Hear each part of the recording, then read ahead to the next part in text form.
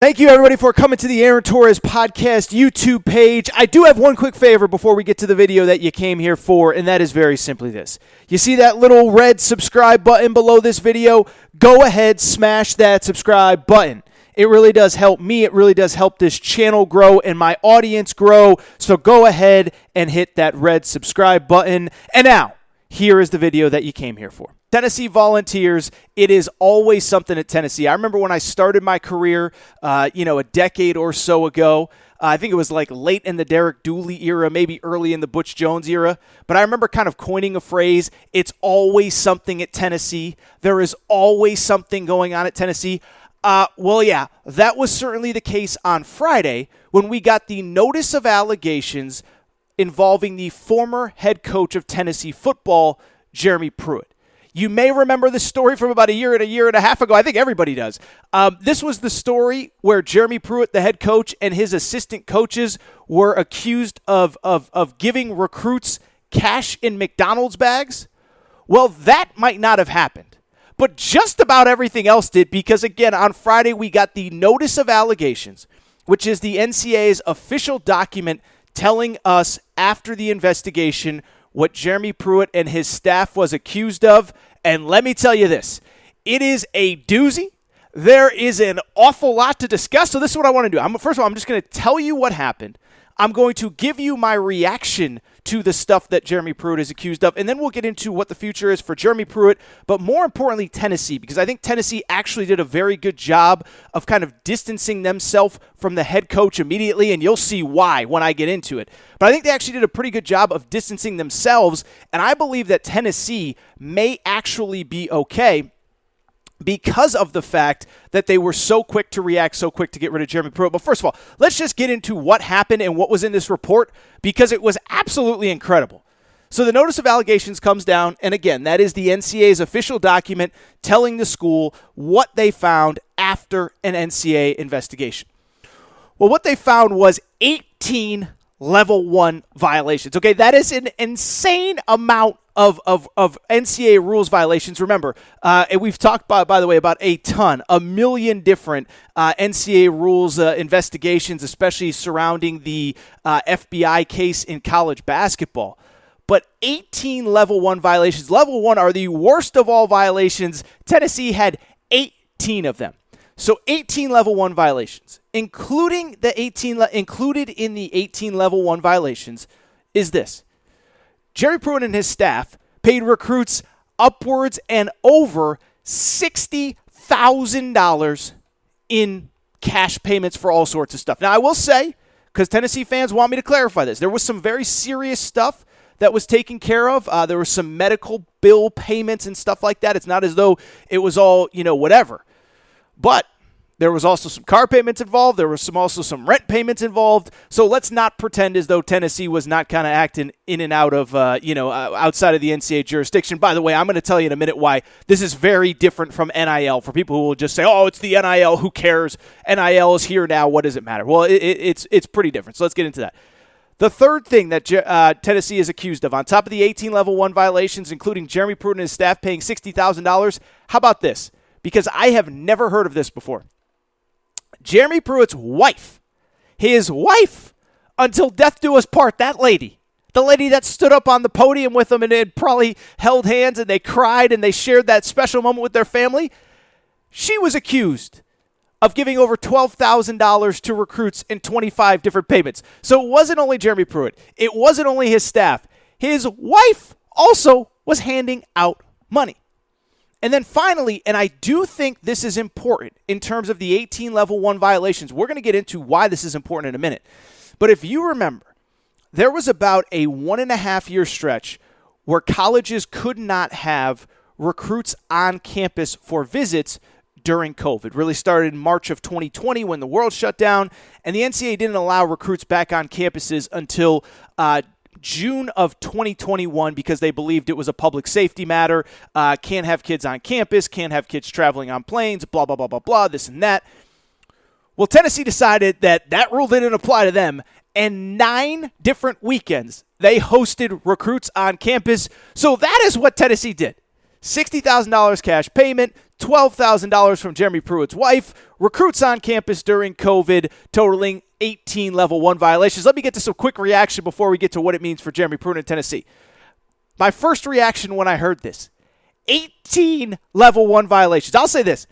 I have never heard of anything even close to that, okay? Now, I will say, football's different than basketball. I get it. There's more people involved. There's more, obviously, assistant coaches. There's more recruits that you're recruiting. More recruits lead to more parents. I get all that. More players on your individual roster.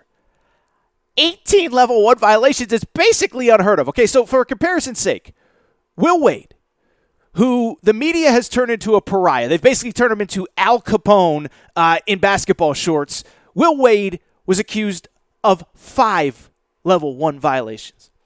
Bill Self, who I have criticized relentlessly on this podcast, and Kansas basketball were accused of 5 Level 1 violations. Jeremy Pruitt was accused of 18 Level 1 violations. I've never even heard of anything like that. It's like, guys were running the mile in 4 minutes and 40 seconds, and then some guy runs it in under 4 minutes, and you're like, how did that happen? That's unbelievable. So we have that element of it. What I will also say, maybe I've missed this in previous NCAA investigations, I have never heard of a wife being involved. Jeremy Pruitt had his wife dropping bags.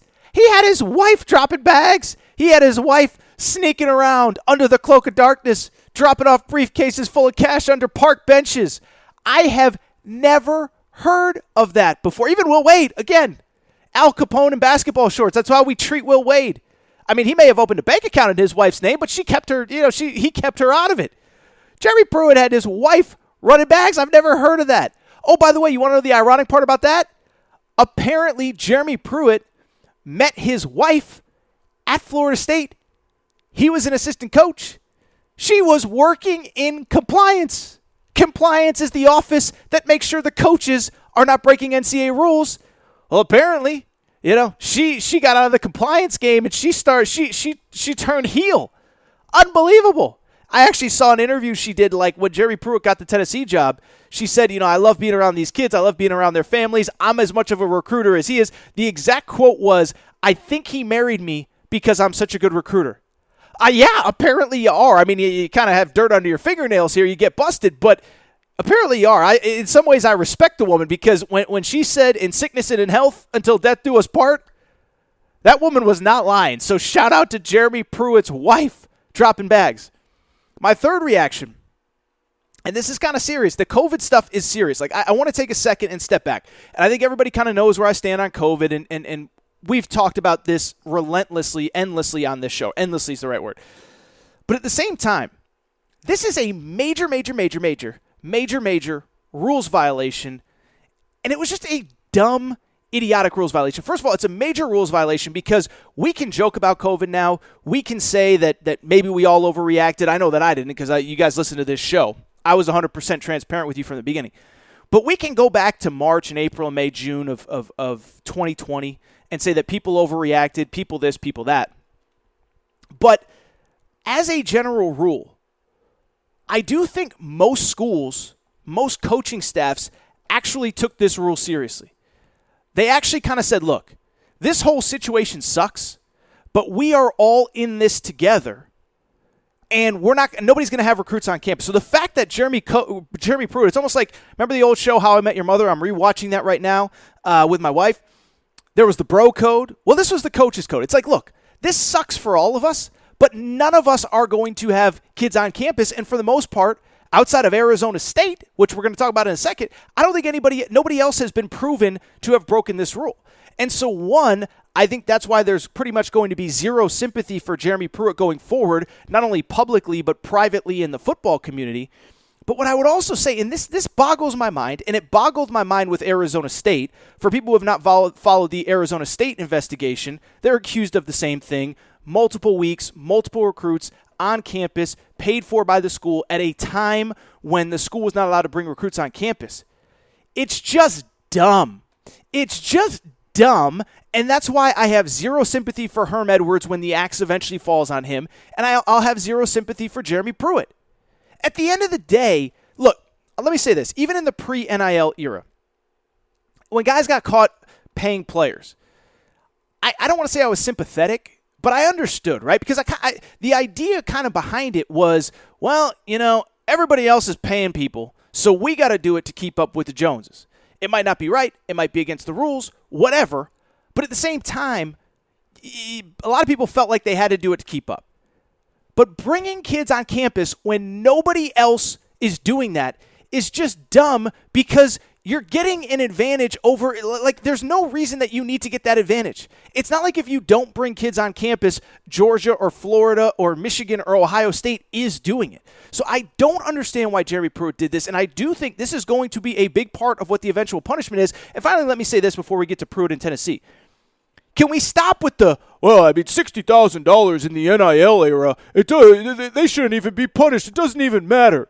We have guys making millions of dollars as college players, and we're going to freak out over $60,000. That is so idiotic, and let me explain why, okay? Yes, we live in a world with NIL.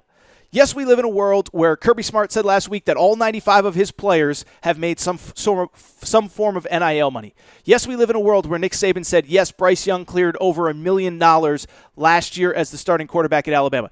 Yes, we live in a world where, let's be honest, Oscar Tshiebwe, as the reigning National Player of the Year at Kentucky, will probably clear millions of dollars as a college basketball player. But that is NIL.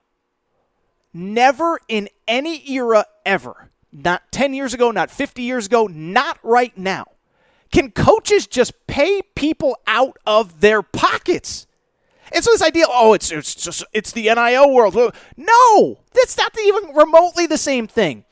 NIL, Bryce Young doing an Old Spice commercial is a lot different than Jeremy Pruitt and his wife paying people out of their pockets. And so now the question becomes, what's next, right? So that's what happened. That's just my harebrained reaction.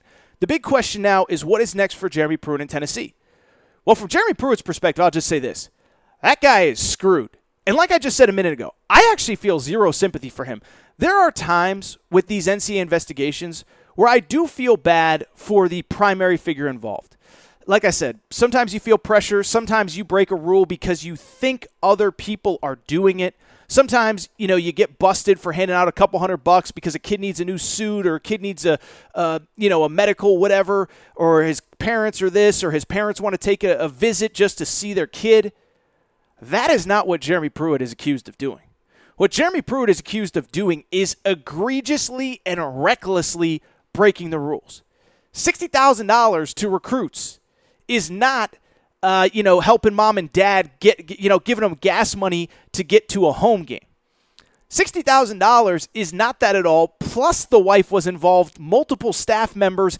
And again, the COVID stuff, I'm not Mr. the world is such a scary place, everybody hide from COVID. But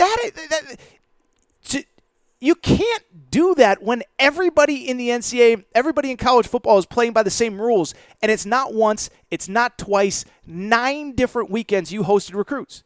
Whatever punishment Jeremy Pruitt gets, and it's going to be big, trust me, he totally deserves it because it wasn't one kid that wanted to see the dining hall. It wasn't one kid that wanted to see the chemistry building.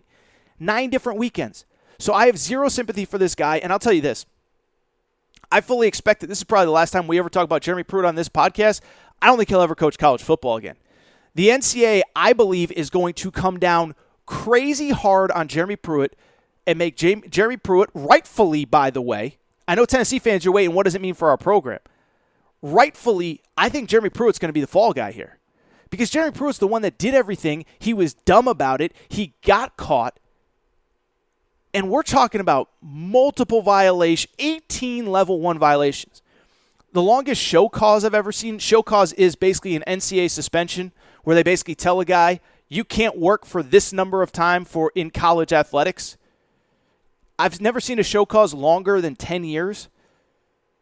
But I think he gets a 10-year show cause where the NCAA basically says, you can't work in college athletics.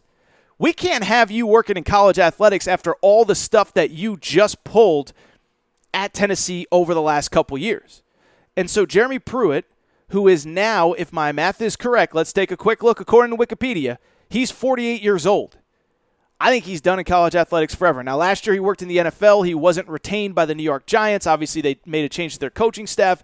So I don't know what his future is. I've heard stuff about maybe him returning to high school football. I don't know, but he's never coached college football again. I can tell you that much. But with Tennessee, and this is the important part, and this is what matters, I weirdly think, I don't want to say Tennessee's going to be okay, but I think Tennessee's in kind of an interesting spot where the NCAA is going to be somewhat, I believe, sympathetic to them. What you have to understand about the NCAA as it currently exists, and we all know it might not exist very much longer, but as it currently exists, really over the last couple years, they have made it a priority that when it comes to handing down punishments to individual schools, individual coaches, individual players, they do not want to punish players and coaches that had nothing to do with what happened, right? So when Louisville basketball eventually gets hit with a punishment, I think that they're going to be pretty lenient on Louisville because the investigation happened under Rick Pitino. They're 2 coaches removed from Rick Pitino now. The AD's gone, et cetera, et cetera. It's the same with Arizona. Arizona took a postseason ban. They fired Sean Miller. I think it's kind of over and done with. I think Sean Miller might get a short suspension, which he talked about on this podcast. I'm not breaking any news. He said he expects that. But I don't think Arizona's going to get killed because they fired the coach, they punished themselves, on and on and on and on and on. And so when you look at this Tennessee situation, what is very interesting about Tennessee specifically, they were very proactive in helping the NCAA every step of the way. Essentially, it was an internal NCAA investigation, again, courtesy of our buddy Trey Wallace, who is from Outkick, who talked about this on this podcast a few weeks ago. Now, part of it was, I think that once they found out that rules were being broken, they wanted to fire Jeremy Pruitt with cause so they didn't have to pay him $13 million buyout. So I don't want to absolve Tennessee here. But to their credit, they were very smart, they were very proactive, and they were very aggressive in not only getting rid of Jeremy Pruitt, getting rid of his staff, getting rid of whatever, but also punishing themselves. First of all, I do think it's important. The Tennessee Chancellor, Dondi Plowman, released a statement on Friday. She said, in every step of this process, we took quick and decisive actions that exemplified the longstanding values of the NCAA, reiterated in the membership's new constitution. The university hired outside counsel to fully investigate allegations about the football program, acted promptly to terminate the employment of football coaches and staff members, and shared our conclusions with NCAA enforcement staff. So what the chancellor basically just told you is this. Once we found out something was going on, we immediately went into investigation mode. We immediately fired Jeremy Pruitt, the head coach. We immediately fired his entire coaching staff. And oh, by the way, Phil Fulmer, who was the athletic director at the time, was immediately removed from office and was not allowed to continue to be the athletic director. I think I said office. He's not really a paid politician. He's not a politician. But you know what I mean. Phil Fulmer's removed. Jeremy Pruitt's removed. And so now I think that when you factor all that in, you factor in, and I should mention this is important, the worst thing that a school can be hit with in an NCAA investigation is a lack of institutional control. Tennessee was not hit with a lack of institutional control, and so because of that, I tend to think that they're going to be okay. They also put in some recruiting restrictions. I believe I saw something about 12 fewer scholarships that were reduced. So they've punished themselves. They fired the coach. They fired the AD. They've put in recruiting restrictions, and we'll find out. Obviously, nothing's guaranteed. With the NCAA, you never know. And because this might be one of the last NCAA investigations we ever see, as college sports is changing rapidly, I don't think I'm the first or 10th or 20th person to tell you I don't know if the NCAA exists in 3 to 5 years. But I do think that when you factor in how Tennessee handled things, how they immediately got rid of Jeremy Pruitt, immediately got rid of Phil Fulmer, the fact that even the actual notice of allegations did not include a lack of institutional control, I think that's a good thing for Tennessee. Now, it's worth noting, as I always do with these investigations, Tennessee has 90 days to respond. Nothing is going to happen this football season. We're not going to find out any conclusions now. I mean, think about some of these FBI cases that have still been going on 4 or 5 years. But I do think we'll get a conclusion pretty soon. It seems like Tennessee has been working very aggressively with the NCAA. And I can't promise anything, Tennessee fans, but I think the NCAA understands that Jeremy Pruitt was completely out of control, and I don't use that often, but he was completely out of control. He was an egregious rule breaker. That's like the old Dave Chappelle, an egregious line stepper. That was Jeremy Pruitt. And I would expect the book to be thrown at Jeremy Pruitt, but I do think that Tennessee could end up being okay.